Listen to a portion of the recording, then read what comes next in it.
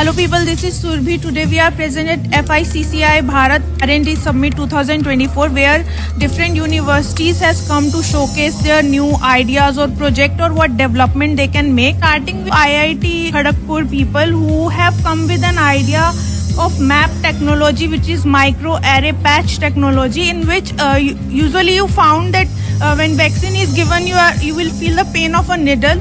Some sort of these technology they have come up with. We'll know from the man himself. Your name and please explain about the technology. So this is Dr. Ayan Chatterjee.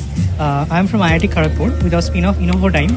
So we work on a proprietary technology that is the microarray patch technology. Here what happens is that there are extremely tiny needles you can see in a small area of 3 square centimeters. There are around 5,000 tiny needles. These needles are containing vaccines in a dry form. That is, these vaccines are not present in a vial and it does not require to be delivered using a long syringe. These are contained within tiny microneedles, and when you take these microneedles and attach to your skin surface, you press it and these needles actually goes into the skin, as you can see, and they dissolve with time. And it takes a very short time, around 10 to 30 seconds, to complete the entire process, as against a 10-minute long process with the needles and syringe. What are the advantages of this? Firstly, this will not cause any pain while vaccination and be extremely beneficial for the children. Second, this needle technology contains the vaccines in a thermostable form, and it completely eliminates the cold chain infrastructure required for vaccination, and is going to completely transform the way vaccine is delivered in future.